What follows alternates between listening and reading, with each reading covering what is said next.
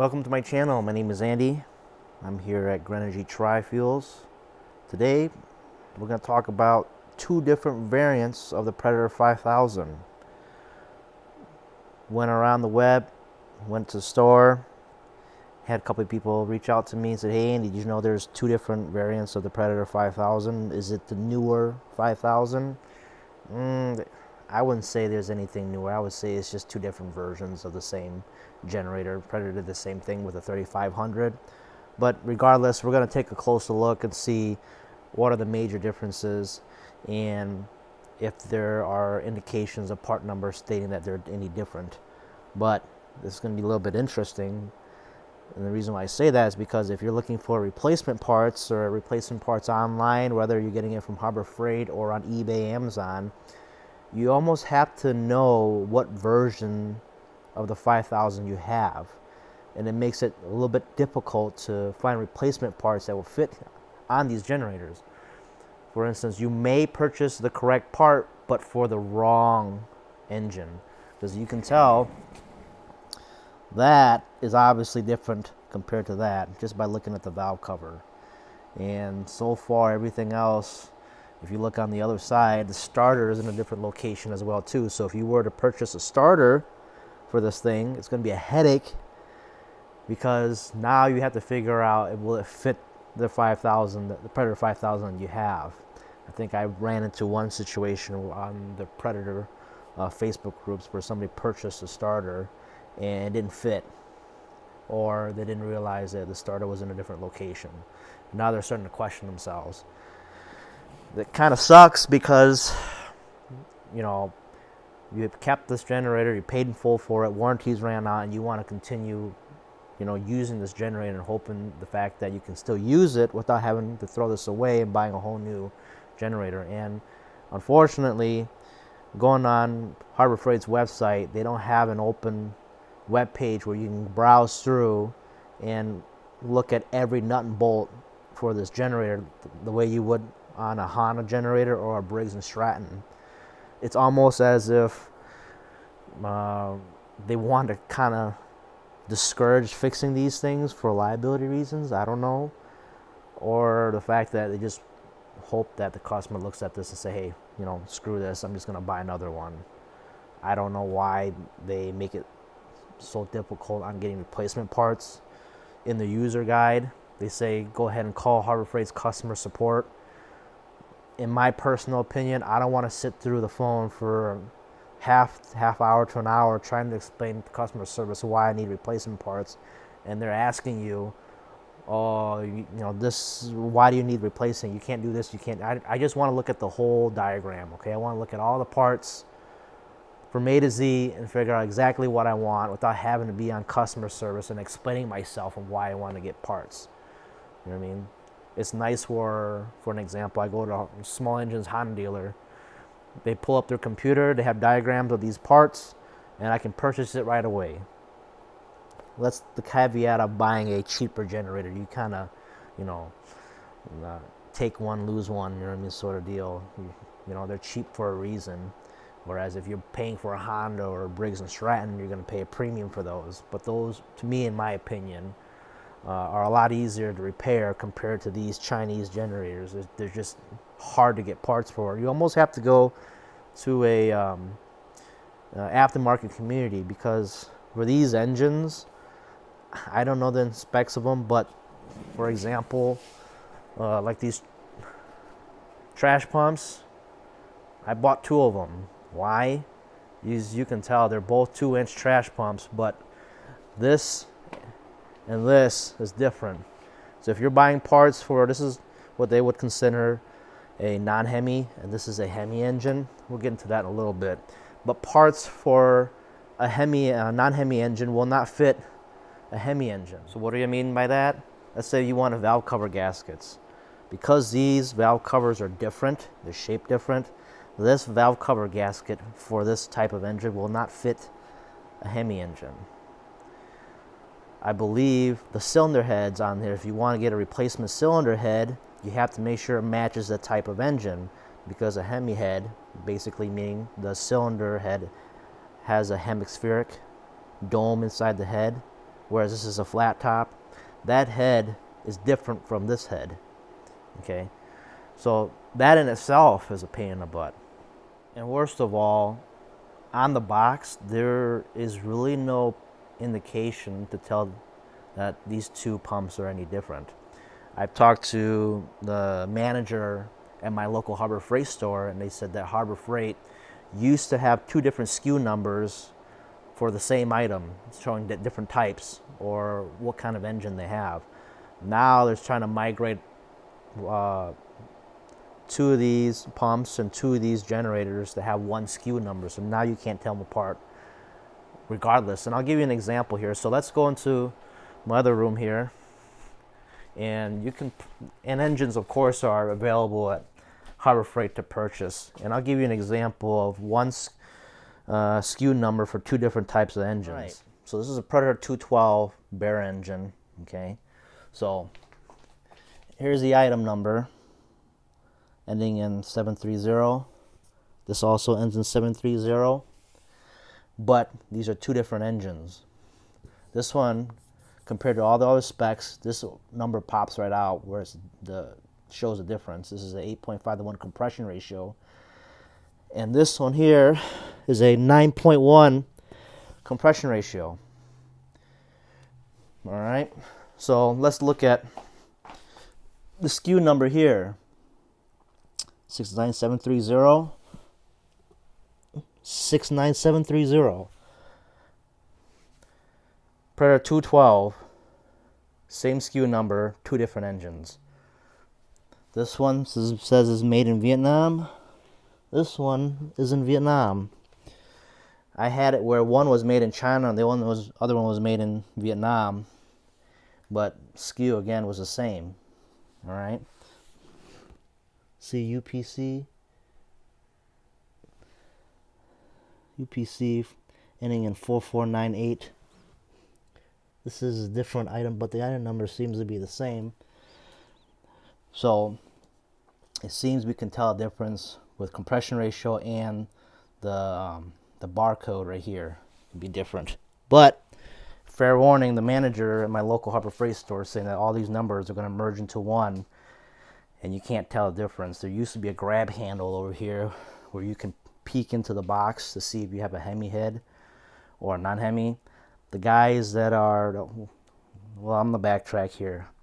Why does that matter? It may not matter to you, but the guys that are in the go-kart community and the mini bike community, they want the non-Hemis because, in their opinion, there are more parts availability, aftermarket parts availability for a non-Hemi compared to a Hemi head. All right, so other than the UPC code and in the compression ratio, the boxes are a little bit different size. So here's a corner lined up boxes, about ½ inch, takes about ½ inch longer compared to the top one. And this is also Predator 212, same engine, but one's a Hemi, one's a non-Hemi, and the box sizes are drastically different. Okay, so what am I getting to all this? It seems as if Harbor Freight not only sells one product with two different versions, not on just in their generator, but everything else that they sell, it seems.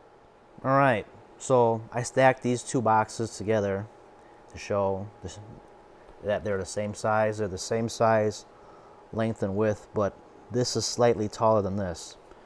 So this is what I mean by having two different SKUs. So I purchased the original Predator 5000 going on 3 years now, and this is a SKU for the very first version of the Predator 5000. This will be the second version of the Predator 5000. The second version has that style valve cover. Okay, so the second version, so this first one is ending in 143. The second version is ending in 367. So this is what I mean by you can typically tell a difference of the type or version of the same product by the SKU number. And like I mentioned, they're going to go away. And I know you're going to say, what's the difference? We're going to test that out next video. I'm going to see if they run any different, they produce power any different, respond to load any different. That's going to be the next video. I don't want to make this initial video too long, but I'm just making a video because there are people curious about this, and they're asking they're asking me which one is better. I would say they're, at this moment, just by me looking at it visually, they're the same. The only thing that I would say that would make a significant improvement, in my opinion, would be the fact that these are easier to repair. But but this is not the case. I think having two different versions of the same product just makes it a lot more difficult to replace, because now you got to worry about, okay, what version do I have? I got to make sure I buy parts that are correct for my generator. It just makes it more of a pain in the butt. All right. So other than that, I'm going to stack the box side by side. So if you go in a store and you can see which one you're getting that's different, or if you're getting something that's warranted and you kind of want to just stick with the same one that you got previously, the size of the box is an easy indicator to tell that there's a difference. And when I went to the store, you can tell when they pulled out the whole pallet, you can definitely see that one box is taller than the other, and I'll show you. So this is the original. This is the newer version, I guess. Not really, but I just to make it easier on you, I'll just say this is a newer one, or version 2. But the original, of course, is the shorter one. So you can see right here. See how one is taller than the other? So it's taller. It seems to be by 1/2 inch. All right. So if you see a stack of these and one's taller than the other, there are going to be two different versions in each box. Okay. So now let's just go ahead and get to the meat and potatoes of the generator, and I'm going to show you the other side, back, front, of what is the difference amongst two side-by-side comparison. All right, so one of the major concerns of having two different versions would be, I know this is going to be the one part that gets replaced a lot, I mean, especially when you have a generator, is am I able to replace the carburetor on these? So does it look like one carburetor and this is the same as that? So far it looks the same. The choke lever is different compared to the choke lever on here. The stepper motor, or the electronic governor that controls the engine speed, looks to be about the same. But here's the big issue. Right there, okay, is the inverter board. Typically, this is what I find, especially in the 3500. There's actually two versions of the 3500. I'll showcase that at the end of the video. But the inverter boards are different. The reason I say this, because if you need to replace this carburetor, I haven't found out yet because I haven't tore into it. Sometimes you can remove the stepper motor and swap it with your replacement carburetor. Sometimes not all of the electronics can be swappable. They're riveted on or glued on. You can't take these off without breaking them.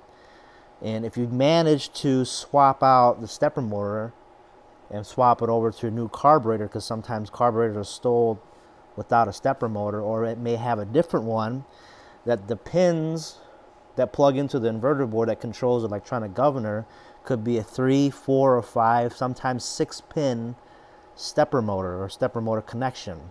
So let's pretend that this version, I don't know yet because I haven't dug into it. Let's pretend this stepper motor is a 4-pin and now this is a 5-pin. Now you're kind of screwed. What are you going to do? All right. So when you do purchase I don't know if you can. I think, you can go on Harbor Freight and call their customer service to get replacement carburetors, but you have to tell them, or at least if there's a serial number on here, what type of Predator 5000 you have. So if you were to go on Amazon or eBay, now you're going to have to think about, okay, is it going to fit this generator? Whereas if every other every other generator, let's say a Honda, a Honda fits a Honda. But now you purchase this, is it going to fit this or is it going to fit this?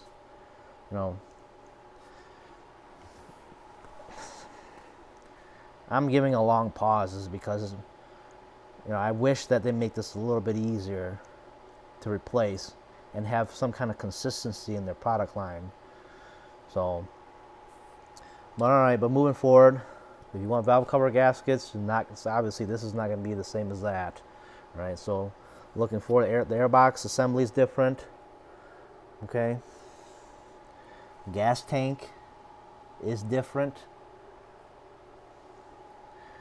Charcoal canisters on top of here, whereas the charcoal canister is most likely on the other side. Okay. So there looks like to be a cavity for a dipstick tube there, and there's none over here. I'm not quite sure what that is, but there's nothing over here. So the engine harness is different. You know what that means? If the engine harness is different, their inverter board is different. So if you fry the inverter board on this thing and you go on eBay to get a used one, you got to make sure you have the right one for the version of the Predator 5000 you have. So if you purchase this inverter and you try putting it here, seeing how the engine harness is going to be different, is not compatible with one another. Okay, so that in itself is a problem. All right. So seems like there's no other obvious difference on this side other than the valve cover, the choke lever, the airbox, the gas tank. From what else I can see from here. So again, this is the second version. This is the original. Now, this on the regulator assembly. The regulator assembly looks a little bit different. I feel as if this is feels like a little bit better quality compared to this one here. Okay, of course they're all made in China, but this one has plastic back cover to it. This one doesn't. All right, but their proprietary quick connect looks to be the same. The wheel looks the same. The outer cover looks the same. Even their side cover panels are the same.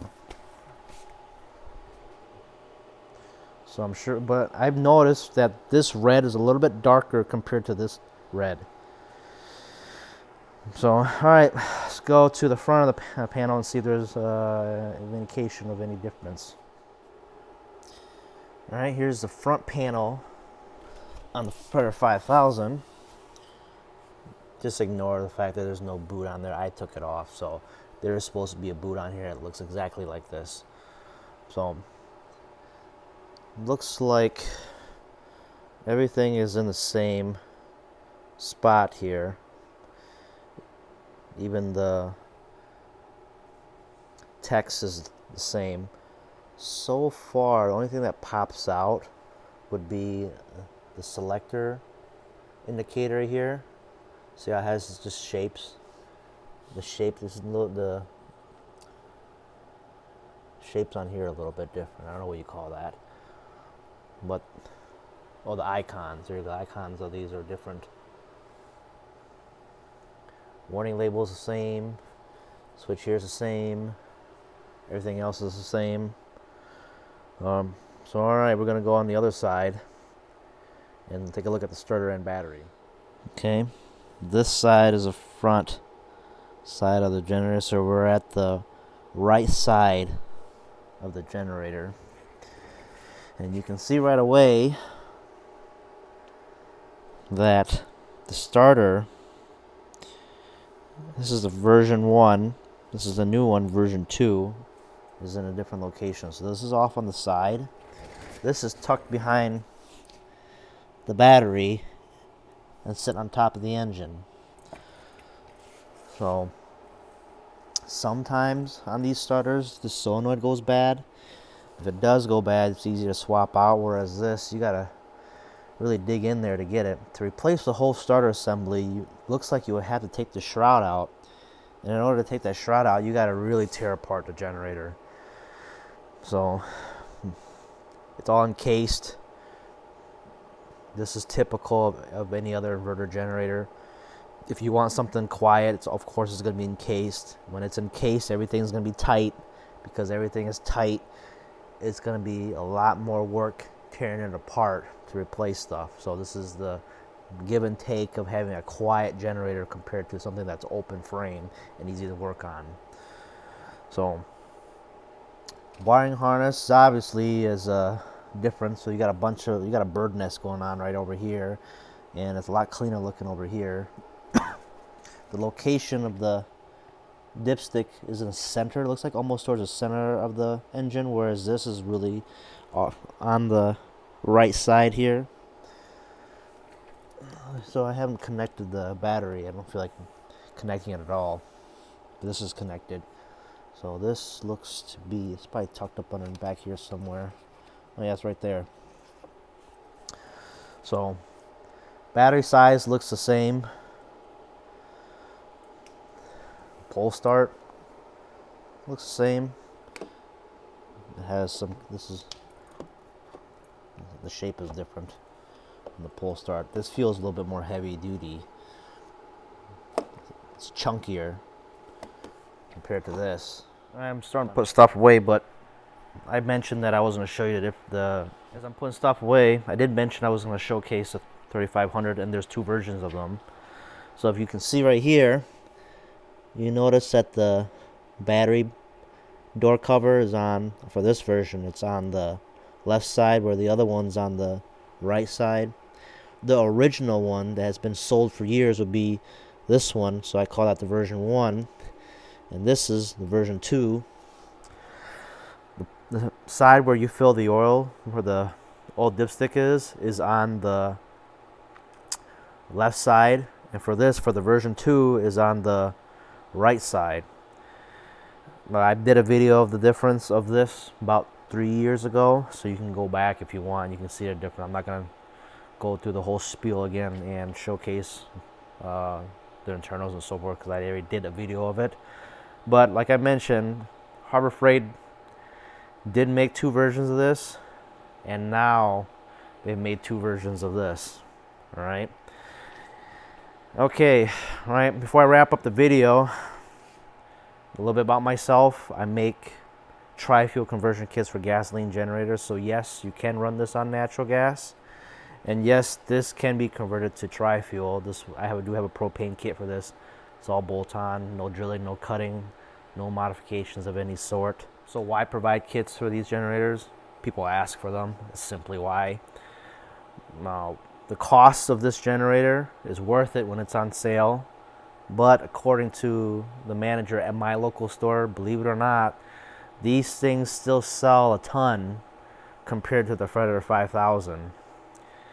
And if you were to ask me on this generator in particular, what versions do I prefer? I prefer the original version, version 1. Why? Because this has been sold for so long that there are more parts availability for this than on the version 2. Harbor Freight made the version 2 about 3 or 4 years ago during the pandemic, and during that time generators were flying off the shelves and you couldn't get these in stock. It was crazy. So I would assume that Harbor Freight went out and reached to another manufacturer to provide the Predator 3500 to keep up with demand. And I think in the end of the day, you just kind of stuck with it. So one of the things that go out the most on the version 1 would be the ignition module. It's a $20 to $25 module that's replaceable, and it's sitting on this side. Well, let me think. It's sitting on this side of the generator. So if you don't have any spark coming from this generator, it's most likely the module went bad. Whereas this doesn't have any sort of module. I believe it's all controlled by the inverter board. And if you get no spark, and you replace the coils and so forth, and there's still nothing, man, you got to replace that inverter board. Whereas this is separate from that. So parts, carburetor, and everything else, because this has been out for years, parts are available for this one. So if you're gonna get it, look for this version of the Predator 5000.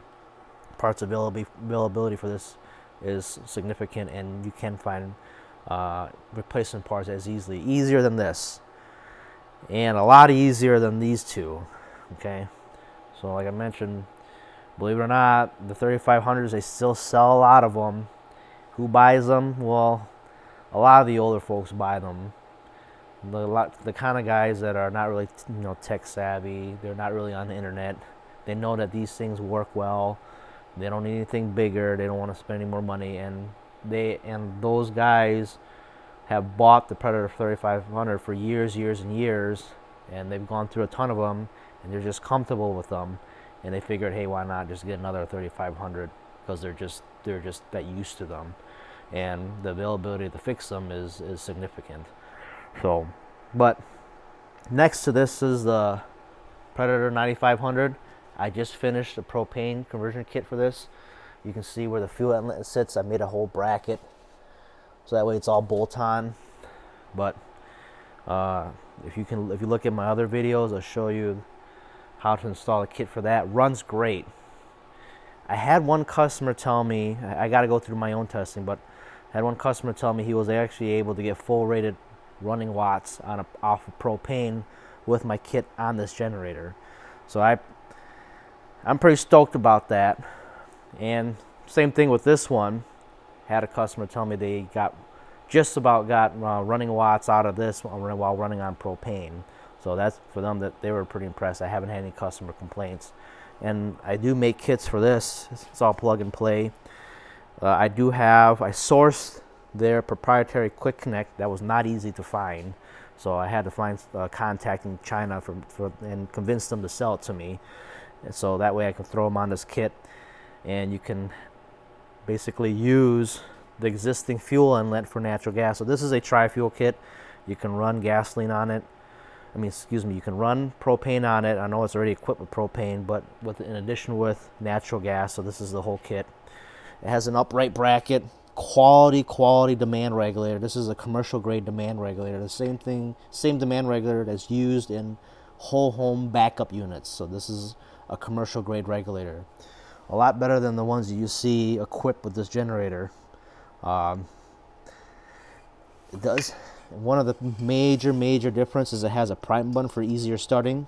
So you hit the prime button, bleed out all the air out of it, because of course it's not going to start on air. Once you hit the prime button, it starts up a lot easier. This here tucks underneath the wheel, so it chocks up against the wheel like this. You can just kind of imagine with me, and it won't go anywhere. The hose is 10 feet, so the hose from here is about a little over 3 feet. So from end to end, you have about almost 13 feet of hose. And for this, it's great for natural gas. If you look at my other videos, I went ahead and explained the natural gas connection, and I did showcase it running on natural gas and how many watts you can pull out of it. I'm not going to go through with this video. Like I mentioned, I want to keep it short, but there is kits available for this.